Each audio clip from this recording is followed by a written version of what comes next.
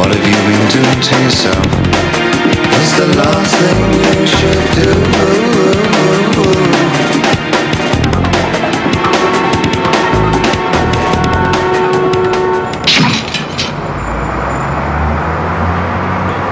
David Bowie, bonjour et merci d'être avec nous. Vous avez eu 50 ans le 8 janvier dernier. Il y a beaucoup de rockstars qui, à 50 ans, deviennent des jukebox et donnent des compilations et ont beaucoup de succès en faisant cela. Vous, c'est pas du tout cela puisque vous sortez un nouvel album qui est très très différent, qui est très tonique. Pourquoi suivez-vous cette voie qui est très différente des autres? Probably because it's a collection of everybody's style. I'm not sure that I have one particular style. I think I have no style loyalty at all. I think that I've always seen that what I do is being more of a synthesis of my own enthusiasms, the things that I like, whether it's the visual arts or music or theatre or films, the aspects that make our society interesting, the things, the way that we express our society. I get excited by those expressions and they channel themselves through the work that I do. And I think the idea of style for me is something that I find adaptable, and I generally choose the style to suit the material that I'm working with. Probably that's why it sounds different to everybody. It's different and it's the same as. Vous avez dit qu'il n'y aura jamais de David Bowie définitif, et vous le prouvez, je serais tenté de dire chaque jour, chaque heure, voire chaque minute. Là, c'est un style musical très différent, avec de la musique jungle, avec un travail que vous avez fait aussi beaucoup sur Internet. Il y a une chanson comme Telling Lies que vous avez proposée sur Internet, et la version définitive a été un peu choisie par les gens qui sont sur Internet. Est-ce exact? I'll just go back to the earlier part of your statement. I think the change is merely on the style. I think there is a very strong continuity in the thematic part of the work that I do. I think a lot of it has always dealt with, and still does to a certain degree, with one's feelings of distance from society and also from maybe the re-evaluation of one's spiritual life. I think a latter 20th century concern is how we put our new God back together again.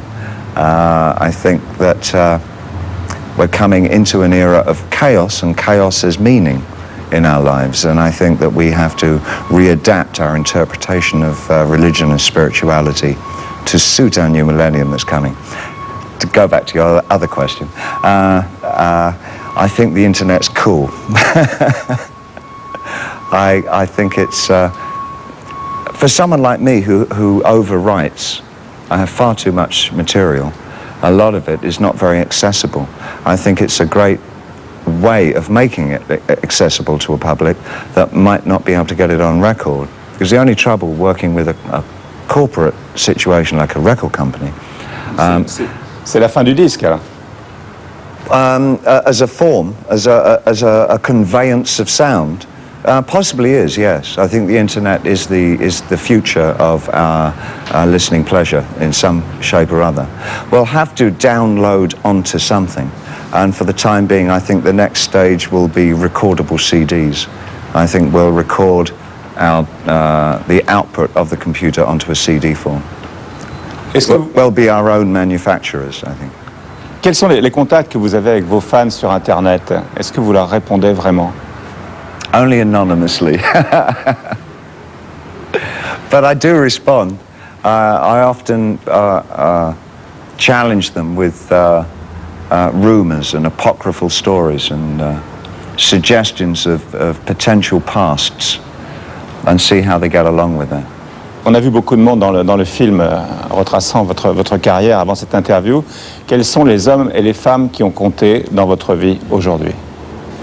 I'm not sure that I have very tight relationships with my friends. Most of them are fairly anonymous to the public. The public wouldn't recognize or know them. So obviously I shall keep their anonymity. I think, and in terms of cultural icons, There are so many people that I admire for the work that they do. I wouldn't even know where to begin.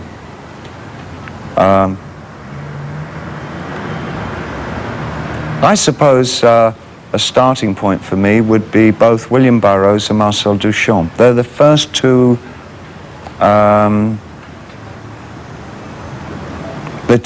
gentlemen that deconstructed what I knew of society in a way that I found ironic, witty, and mesmerizing. And I saw that and I read that and I thought, I want to do that. But it's rock and roll, so it'll be a bit different. Ça s'arrête là. But it never stops, you know. I mean, I'm just a fan. I'm a fan. Et au niveau de l'amitié, les gens qui ont compté? Well, as I say, most of them are not known to the public, so it would mean nothing it wouldn't mean nothing to you. You wouldn't know them. Let's call them Bob, Ted and Alice. There you are. Ok, très bien. Est-ce que dans votre vie, vous recherchez l'équilibre ou le déséquilibre? Well, I don't think I have to look very far for chaos. I think that's an inevitable part of our existence. So I guess that I struggle to find an equilibrium within that chaos.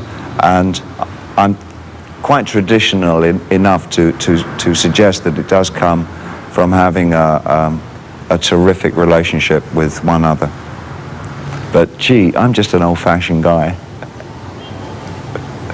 Est-ce que dans cette façon de vivre, il y a eu des moments où vous vous êtes perdu vous-même? Je parle d'aujourd'hui parce que vous avez l'air très très zen. Who hasn't? Et qui vous a sauvé? First time around, I think it was my best friend, Coco. Second time, I think the saying is once bitten, twice shy. Second time, I think I was fast enough to realize that I had created my own problems, and I think I put myself on a more focused lifestyle. Yeah, definitely. Et il n'y a pas eu de troisième fois? Third time lucky. We all live for that third time, I'm sure. Est-ce que vous vous sentez bien dans cette fin de siècle? I'm positively euphoric. Mais ça tient à quoi, ce changement? I think, for me personally, the 21st century began in the 70s. I think we've just been very slow to get there. I think that a lot of the absolutes and a lot of the ways of thinking and the political systems and the art forms all started massive transition in the 60s. And I think it was a prelude to the 21st century. I believe that there'll be a far greater emphasis on community and social community life. And I for one, look forward to it immensely. I'm terribly excited about the prospects of the next century, which of course doesn't begin for another 4 years. In 2001, we actually start the next millennium. Comment avez-vous expliqué la vie et le monde à votre fils Zoe ou Joe qui a aujourd'hui, je crois, près de 25 ans et dont vous êtes beaucoup occupé? Well, as he's the philosopher, he explains it to me. Ouais, et sur votre vie, comment avez-vous justifié toute votre vie? Est-ce que vous l'avez fait avec lui ou... Well, I don't think he has quite the same avid interest in the biographies written on me as possibly journalists do, say, because he has the luxury of actually knowing me personally. I don't know. He's quite a worldly character. I don't think he has great problems on how people develop their lifestyles and the changes that they have in their own lives. Don't seem to be a great burden on his shoulders. He's a very carefree but academic, witty, serious, wonderful man. He is 25 now, and I think that he's dealing with life extremely well. Probably a lot better than I did when I was his age. He seems to be a lot more moderate. He seems very much part of the 90s. He's very much a 90s person. Il était témoin à votre mariage avec Iman à sa demande. Ça vous a beaucoup touché? I think it was actually a mutual feeling that we all wanted to be there on the same day. Well, of course. We've always lived together, so I'd asked him the week previously. we share our lives. I mean, I have a very strong relationship with him. It's an interesting question, actually. Ouais. Votre vie privée a longtemps été étalée dans les magazines, parce que vous le vouliez bien, je suppose. Aujourd'hui, vous avez l'air beaucoup plus réservé. Est-ce exact? Actually, well, I think my life has always been a private life. A life has been documented, and I think it would make a wonderful movie. But I see that particular person as more of a doppelganger, and I can't wait to see what he does next. Quels sont vos repères spirituels? Vous avez dit j'ai été bouddhiste pendant 15 jours. Bon, c'est très à la mode d'être bouddhiste actuellement. Vous, est-ce que par rapport aux religions, à la spiritualité, est-ce que vous êtes là aussi une sorte d'extraterrestre ou est-ce que vous suivez une voie? Well, I think I have a very strong academic bent toward religion and philosophy generally. I mean, I'm a voracious reader. I think I found all the excitements of my life and all the experiences that I've had have begun in some way through reading a book, whether it were reading Jack Kerouac or whether it were reading... Kerouac, c'est votre frère Terry qui vous l'a fait découvrir. But I'm not sure that that's so. But I believe that Kerouac had probably the most lasting effect on me as a teenager because it gave me a terrific excitement about the freedom and the idealized vision of a bohemian America. And that sort of, that gave me I really wanted to embrace the American culture terrifically. Things like the blues and poetry, beat poetry, and life in New York or in San Francisco, all that kind of thing. So I was thrilled when I actually got the chance to get there and become for a year or two a surrogate American. I enjoyed that very much. Et dans votre album, il y a une chanson qui s'appelle 7 ans au Tibet. C'est un hommage à un livre aussi d'un auteur allemand qui s'appelle Heinrich Harrer. Well, again, it goes back to when I first sort of had a passing flirtation with Buddhism when I was about 18, something like that.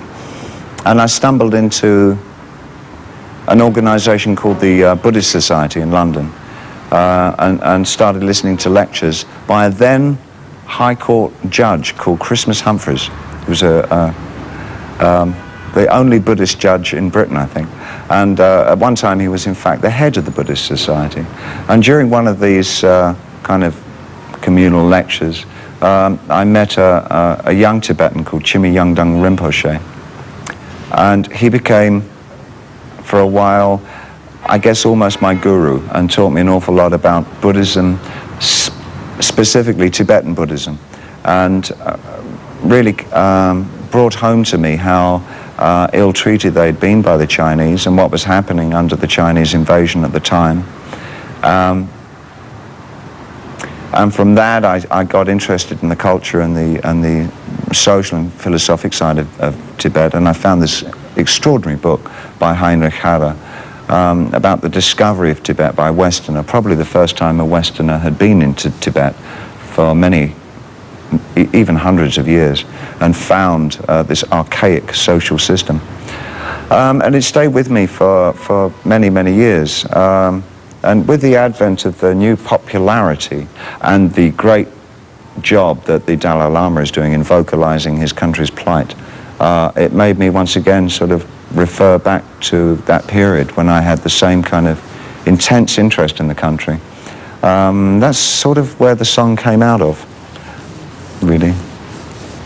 David Bowie, on est très sérieux depuis le début de cette interview et pour le public, votre image qui est pas facile à suivre, vous avez dit vous-même que vous êtes un caméléon.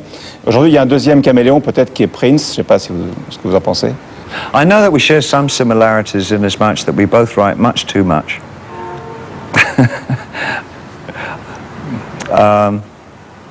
And I think he has the same sartorial indulgences that I have.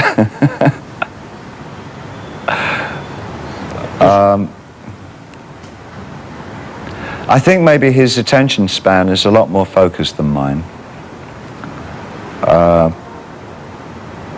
And he has a far tighter genre of music than I do. Aujourd'hui, vous êtes plus sobre dans vos tenues vestimentaires. Pendant très longtemps, la couleur de... Non. No. Non, ah bon. Aujourd'hui, alors. Juste aujourd'hui. Oh, today, this particular today, demain? Demain. Am I really? Oh, that's I'm actually a very buoyant, fairly carefree person. I think possibly, why am well, I hope I don't appear too serious. I'm not at all serious. Lots of levity. Pendant des années, vous avez changé de couleur de cheveux. Là, c'est plus stable aujourd'hui. Ça peut changer demain encore.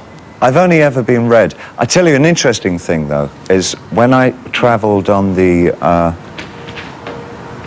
in the 70s, in the mid-70s, I used to go backwards and forwards from Europe to America on the ocean liners because I had a great fear of flying. And there was a gentleman, a very well-known musician in Britain, who was also travelling on the ship. And he had dinner with me every night of the week for the 5 or 6 nights of the trip. And then he wrote an article in a newspaper saying that he'd had the most extraordinary encounter with a creature who dyed their hair gold, green, blue, and yellow, I think he said. And I've never been anything other than my natural colour, or red. But in his mind, it had become a multicolored experience. So I think the singularity of dyeing one's hair gives people license for a greater fantasy of a life than really exists. So as long as I've brought a little joy to people's lives by using peroxide, then what more could I possibly want in life? Qu'est-ce que vous avez à dire aux adolescents qui ont vu aussi que dans votre vie, il y a eu beaucoup d'excès de faits, de drogue, de sexe, et aujourd'hui dans un monde très violent à cause du sida, est-ce que vous avez à leur dire, ne faites pas comme moi? Not many adolescents approach me with their sexual problems.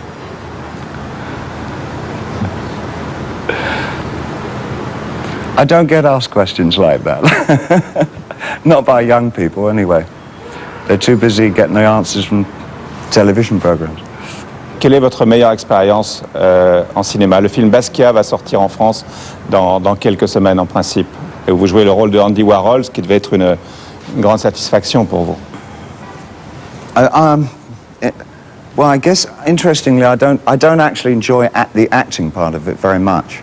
I like the social life, hanging out with other well-known actors, dreaming of what it must look like to be on a poster. I like working with really interesting directors, so I can just talk to them. The acting part is kind of something that just you have to do to sort of be in movies. But I much prefer just the fun of it, really. And I've been very lucky. The chances that I've had are offered to very few non-actors anyway. I mean, it was just a gas working with people like Chris Walken and Dennis Hopper and Gary Oldman on the Basquiat movie. Equally, I enjoyed very much watching somebody like Julian Schnabel really reach deeply into himself and pull out a very fine talent for filmmaking. It was extraordinary to watch it happen because he knew he was naive and a kind of a real newcomer to making films. But he just sort of blundered in. He didn't abide by any rules, and he shot his own way from the perspective, again, of an admirer of movies. And it was wonderful to watch him blossom as a filmmaker. That was terrific. On the other hand, it was a wonderful experience working with Scorsese on The Last Temptation of Christ, somebody who understands the vocabulary and the language of film so well and so intimately. A master craftsman. Watch him at work was just tremendous as well. So I tend to, if I do films, I tend to,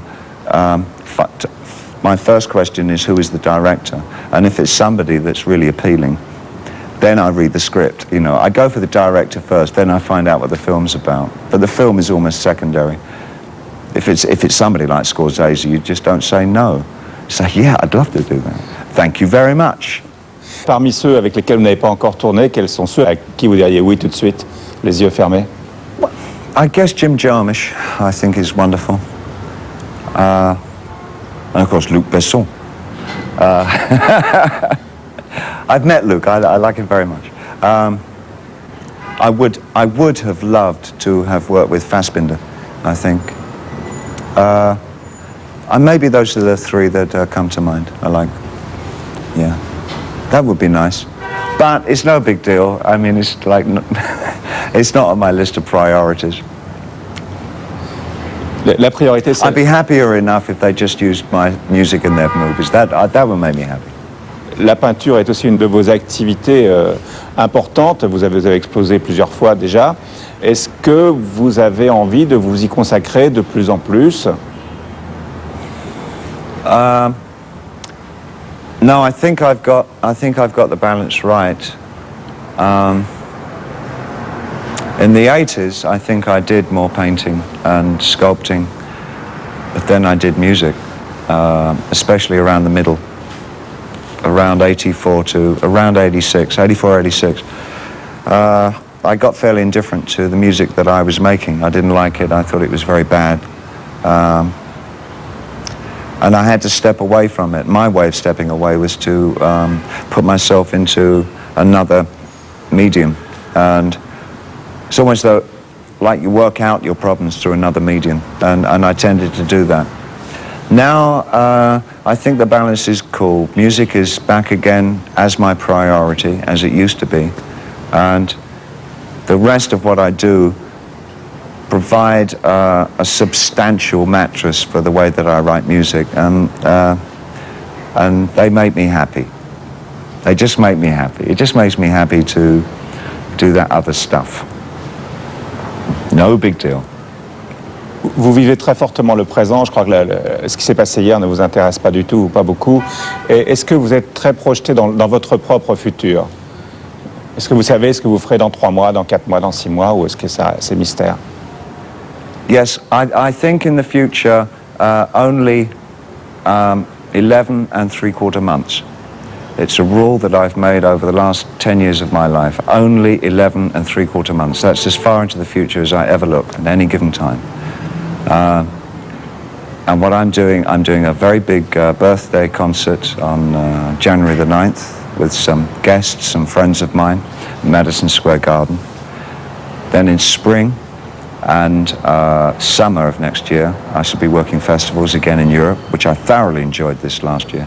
I thought it was great. And then I stop a little further on than that, because past 11 3/4 months, I have no idea. Pour l'album qui va sortir, vous n'avez pas un programme où vous allez nous surprendre en vous produisant dans des situations imprévues, pas dans des circuits habituels? I think maybe for me, the most exciting aspect of what we might be doing this summer is that we've been asked to do some raves, which means that we have to provide dance music for very drugged crowds.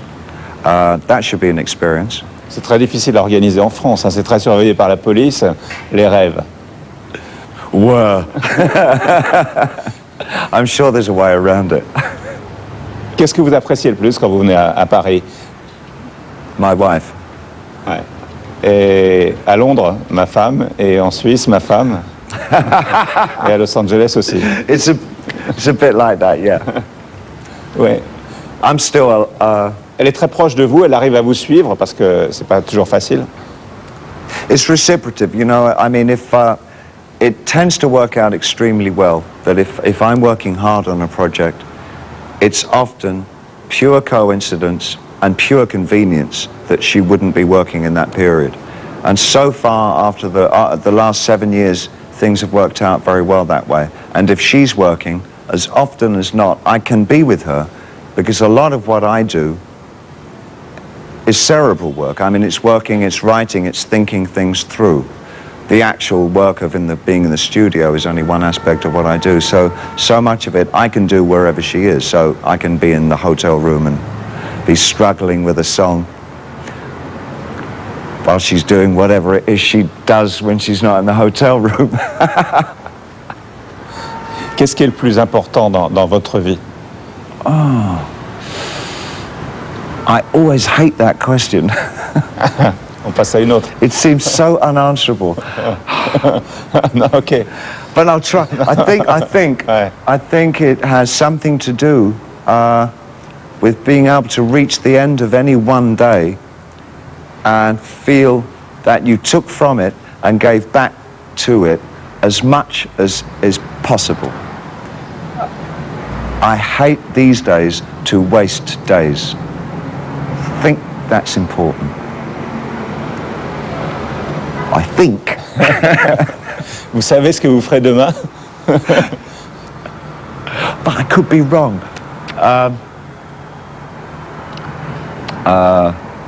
Do you know, I haven't got a clue. I really don't know. Now you put me on the spot. I will be in the studio. I've got some mixes to finish, so I know that much.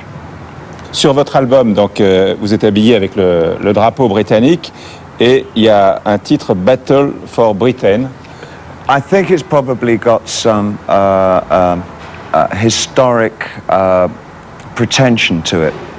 The first time prior to the punk movement, in the first kind of pop art rock of the 60s, Pete Townsend wore a Union Jack jacket, exactly the same thing.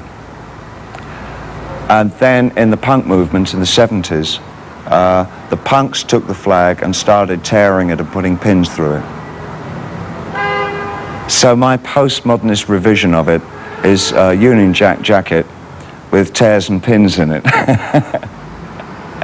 It's also a frock coat, which symbolizes an empire that no longer exists.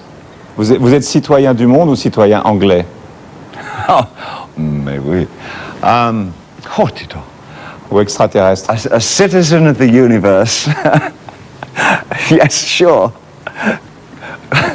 My people. I'm terribly excited that they found water on the moon. And even more relieved they haven't found water on my brain. Let's keep it on the moon. I think an indication that there really is life. I mean, they found so much water recently that either the universe is pregnant or they found a new piece of technology which has enabled them to find water, because it's all happened in the last 2 or 3 years. Suddenly there's water everywhere. I mean, it must have been there for billions of years, right? But they've only just found it.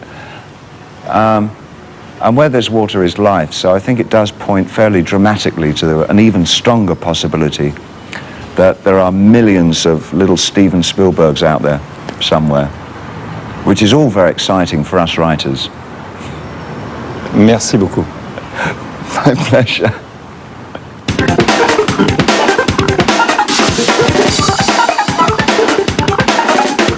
Let me try and gather my thoughts to think about David Bowie on his 50th birthday. First of all, he still looks 15, let's face it. Because I had a picture up on my wall in my bedroom, very small wall, with a very large haircut, and it belonged to, I think it was Ziggy Stardust or something. And I grew up with David Bowie's eyes, one of them which is blown out, staring at me from the wall. And when I woke up in the morning, David used to start to speak to me, and he used to tell me what to do, and I always listened, and here I am. I owe it all to David. Happy birthday, dear David.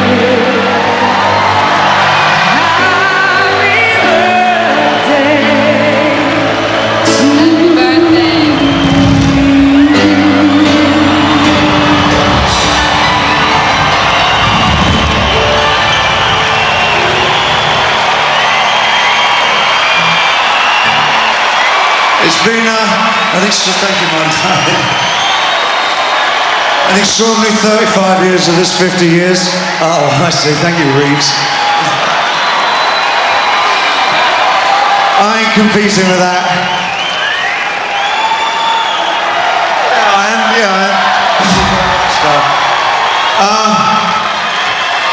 For all those of you that have come and seen me over so many years, it's been a fantastic ride. Thank you very much. For those of you that have maybe just found my music, I don't know where I'm going from here, but I promise I won't bore you.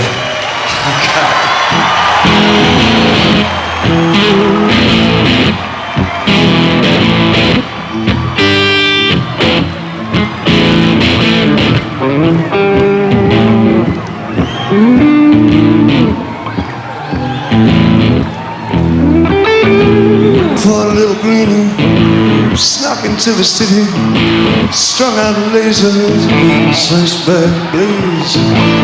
Ain't all the razors, pulling the waiters, talking about Monroe.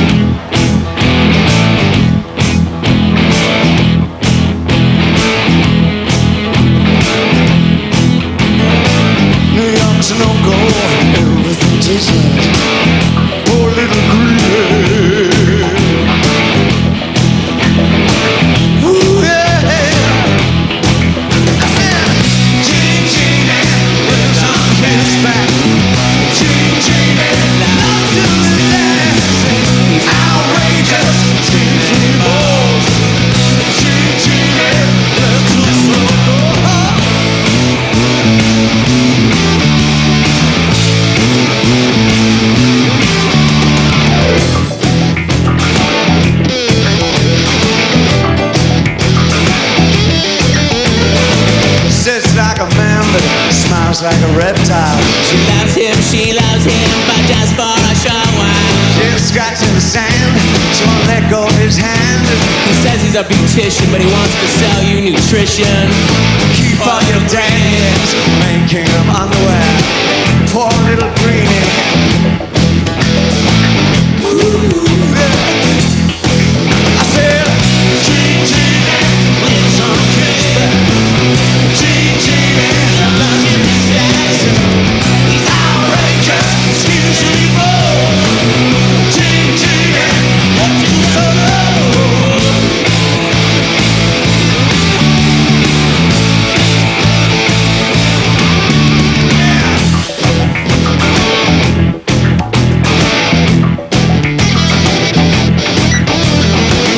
So simple-minded, can't turn his Mario. Bites on the neon, sleeps on a capsule. Loves to be loved. Now, Benny!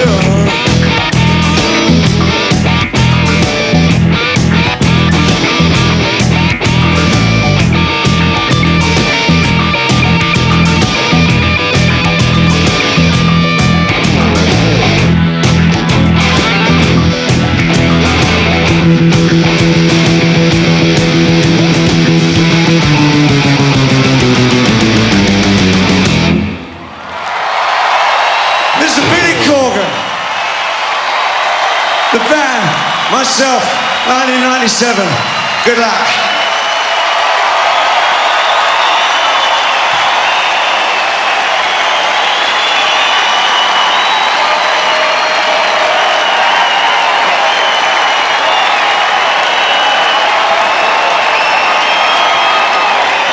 Then we get to hit another chorus. Then I take over. Can I have a copy of the lyrics broken down?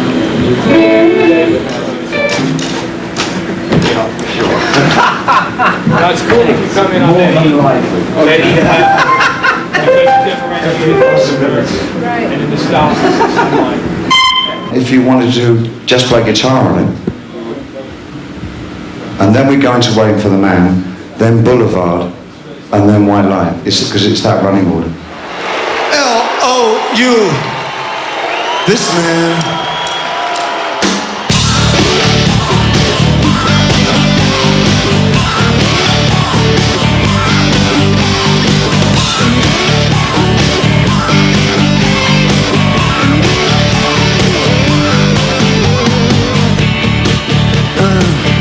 Waiting for the man. $26 in my hand. To Lexington, 125. Some sick and dirty woman dead on the line. Waiting for the man. Waiting for the man. Hey, white boy, ooh, what you doing uptown? Chasing all the women around. Hey, white boy, you chase no women around. Oh, pardon me, sir, it's the last thing on my mind. I'm just looking for a very good friend of mine. Oh, the man.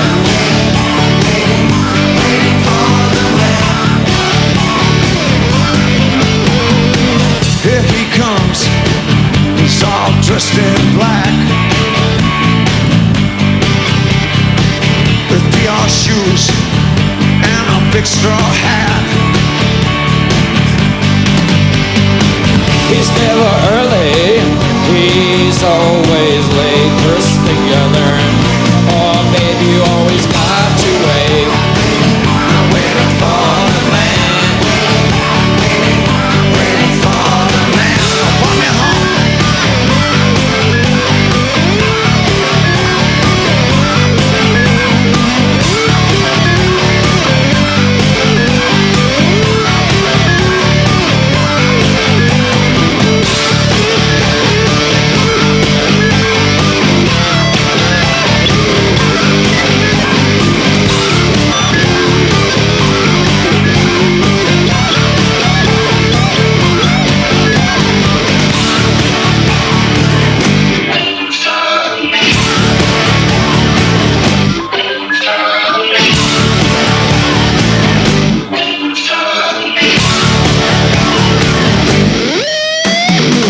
A brownstone building, up 3 flights of stairs.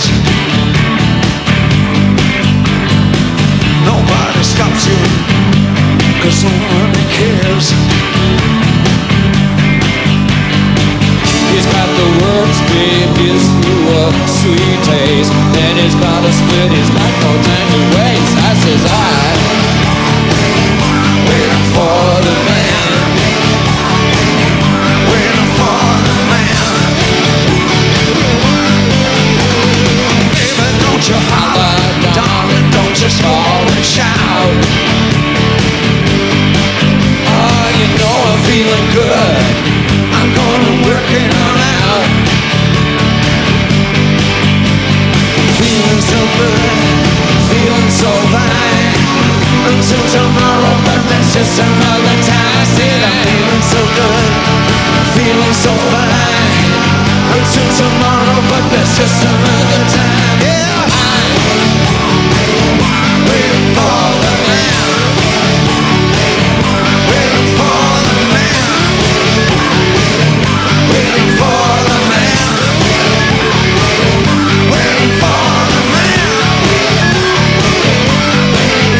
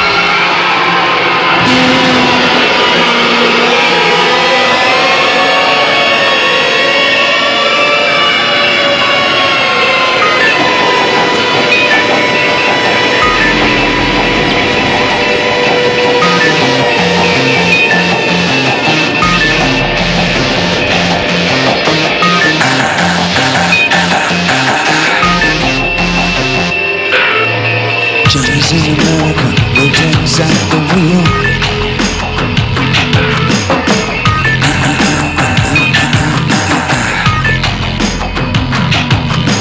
No one needs anyone, they don't even just pretend.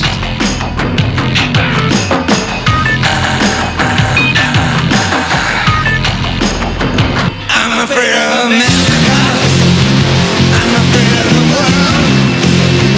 I'm afraid I can't help it. I'm afraid I can't. I'm afraid of America. I'm afraid of the world. I'm afraid I can't help it. I'm afraid I can't. I'm afraid of America.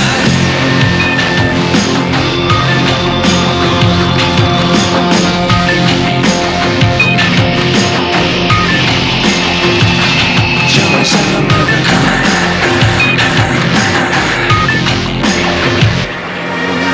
Johnny wants a woman. Johnny wants to suck on a coke. Johnny wants a woman. Johnny wants to think of a joke. Johnny's in America. Johnny's in America. I'm afraid of Americans. I'm afraid of the world. I'm afraid I can't help it. I'm afraid I can't. I'm afraid of Americans. I'm afraid of the world. I'm afraid I can't help it. I'm afraid I can't. I'm afraid of Americans.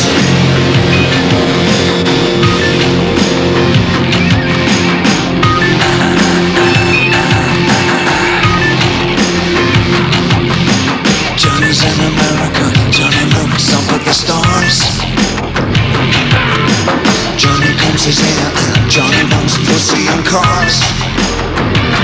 Johnny's in America.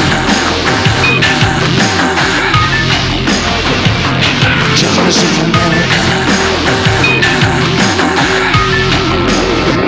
I'm afraid of Americans. I'm afraid of the world. I'm afraid I can't help it. I'm afraid I can't. I'm afraid of Americans. I'm afraid of the world. I'm afraid I can't help it. I'm afraid I can't.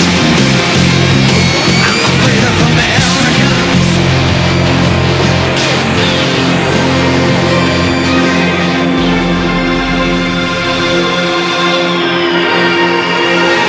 God is in America. God is in America. I'm afraid of America. I'm afraid of the world. I'm afraid I can't help it. I'm afraid I can't. I'm afraid of America. I'm afraid of the world. I'm afraid I can't help it. I'm afraid I can't. Yeah, I'm afraid of America.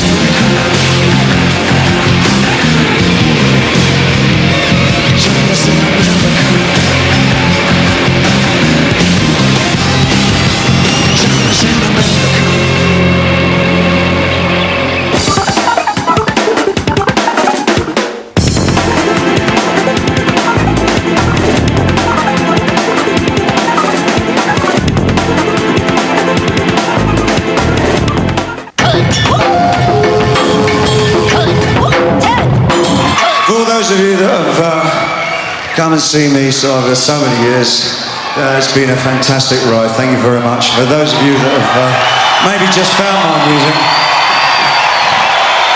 I don't know where I'm going from here, but I promise I won't bore you. Jazz in America, no jazz at the wheel. Gildas va le trouver formidable. Buffy fera des polas. Et peut-être que Monsieur Manhattan le fera rire. David Bowie sera l'invité principal de Nulle part ailleurs. Quand ça? Lundi, en direct sur Canal à partir de 19h10.